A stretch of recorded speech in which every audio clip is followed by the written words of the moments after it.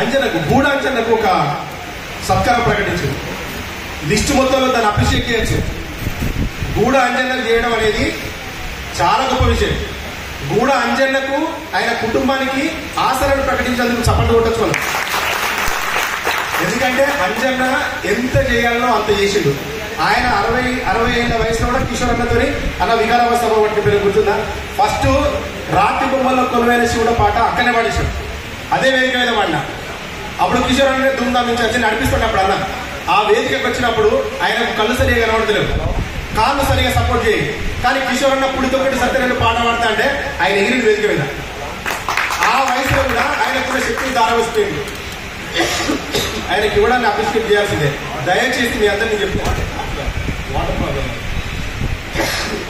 మీ అందరికి నేను చెప్పేది ఏంటి అంటన్నా, ఈ ఉద్యమాన్ని ఇక్కడితోనే ఆపకండి. ఈ ఉద్యమాన్ని ఇక్కడితోనే ఆపకండి. దీన్ని జిల్లాల వారీగా విస్తరించండి.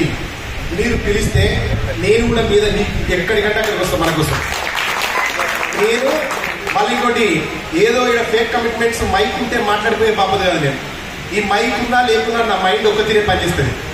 నేను 100% కమిటెడ్గా మీరు ఎక్కడికి పిలిస్తే అక్కడికి వస్తా. కిషోర్ అన్న ఈరోజు ఇక్కడికి పిలిచిండు. నెక్స్ట్ ఉమ్మడి 10 జిల్లాలలో తప్పకుండా మీటింగ్స్ అరేంజ్ చేయండి. నేను వస్తా. నాకు మాట్లాడాలని ఉంది, మీతో చూసి ఉండాలని ఉంది. అని నాకు ఈ గాలికి ఎక్స్పోజ్ అయితే ఇంకా కాఫ్ ఎక్కువ వస్తూ ఉంటుంది భయ్య. నేను మాట్లాడలేదు. వీలైతే రేపు ఎక్కువ మాట్లాడడానికి ట్రై చేస్తా. అందరూ ఒకే మాట మీద ఉండండి. ఇప్పటికైనా గట్టిగా పోరాడదాం, గట్టిగా కలిసికట్టుగా రండి.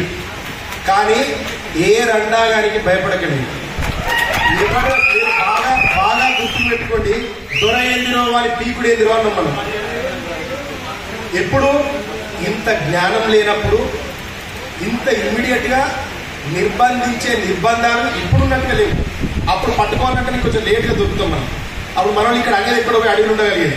కానీ ఇప్పుడు ఎక్కడుంటే అక్కడ దుర్వినేషన్గా పట్టుకొని చంపేస్తారు. అయినా కూడా మనం ఒక చంద్రబాబు నాయుడు వ్యతిరేకించినాం, వైఎస్ రాజశేఖర రెడ్డి గారిని వ్యతిరేకించినాం, ఒక కిరణ్ కుమార్ రెడ్డి గారిని వ్యతిరేకించినాం. నిర్విరామంగా 14 సంవత్సరాలు రోడ్డు మీద యుద్ధం చేసినాం. అందరికంటే